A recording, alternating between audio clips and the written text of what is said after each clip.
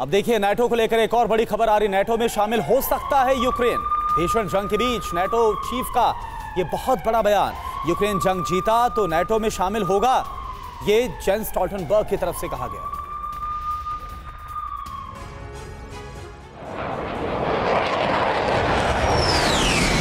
NATO chief का ये बयान पुतिन को परेशान करने से ज्यादा उनको भड़काने वाला है, क्योंकि यूक्रेन के खिलाफ जंग शुरू करने की एक वजह ये भी थी कि पुतिन नहीं चाहते थे कि यूक्रेन नाटो में शामिल हो। अब जब हालात इतने बिगड़ चुके हैं, जहां रूस से जंग जीतना जेलेंस्की के लिए भी टेढ़ी खीर बन गई है, नाटो चीफ ये शर्त रख रहे हैं कि अगर यूक्रेन ये जंग जीत गया तो नाटो को सदस्य बना दिया जाएगा।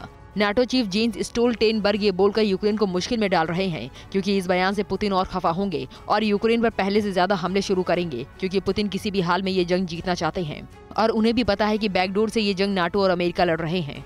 नाटो चीफ कह रहे हैं कि यूक्रेन को नाटो में शामिल होने के लिए ये जंग जीतनी होगी और इस जीत को सुनिश्चित करने के लिए यूक्रेन को हथियारों की फ्रीडम ऐप से सीखकर आपने पेपर प्लेट का उत्पादन शुरू किया है। अगर ऐसा है तो आप अपने पेपर प्लेट्स को 1 करोड़ फ्रीडम ऐप के जो ग्राहक हैं उन्हें बिना किसी खर्चे के आप उसे बेच सकते हैं। मदद भेजनी होगी, यानी नाटो पुतिन को भीषण जंग के लिए उकसा रहे हैं, जिसका खामियाजा भी यूक्रेन को ही भुगतना होगा।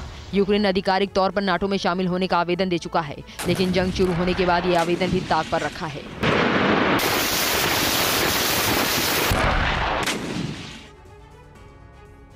यूक्रेनी सैनिक की वर्दी पर आईएसआईएस का बिल्ला। रशियन टीवी का अमेरिकी एजेंसी के हवाले से बड़ा दावा। आईएसआईएस के बिल्ले को लेकर रूस ने उठाए सवाल। रूस ने इसे यूक्रेन का चरमपंथी इरादा बताया।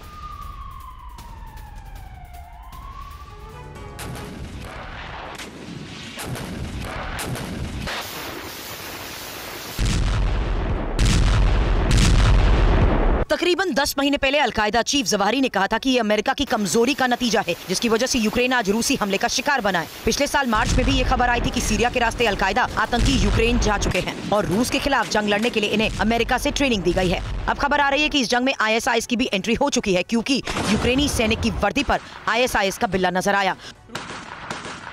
रूस ने यह दावा किया कि यूक्रेनी कमांडर के कंधे पर आईएसआईएस का बैच दिखा।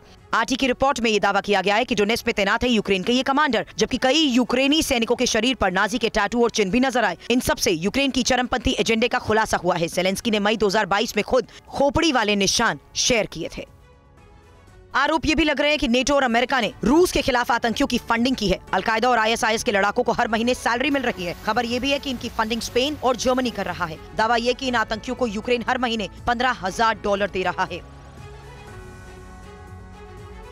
और एक और ब्रेकिंग न्यूज है। क्रीमिया को लेकर अमेरिका की चेतावनी सामने आई है। क्रीमिया पुतिन के लिए रेड लाइन है। अमेरिकी विदेश मंत्री एंटनी ब्लिंकन का बड़ा बयान। क्रीमिया पर कब्जा यूक्रेन के लिए हो सकता है घातक।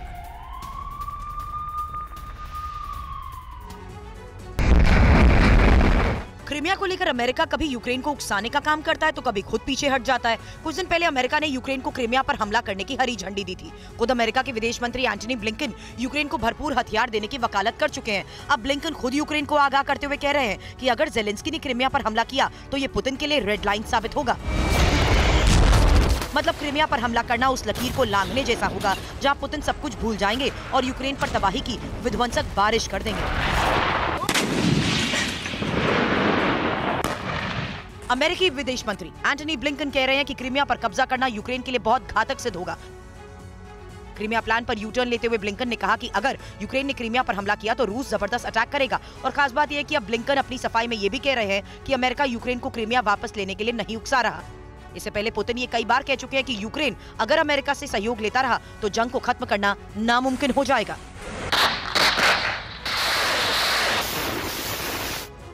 फ्रीडम ऐप से सीखकर आपने पेपर प्लेट का उत्पादन शुरू किया है। अगर ऐसा है तो आप अपने पेपर प्लेट्स को 1 करोड़ फ्रीडम ऐप के जो ग्राहक हैं उन्हें बिना किसी खर्चे के आप उसे बेच सकते हैं।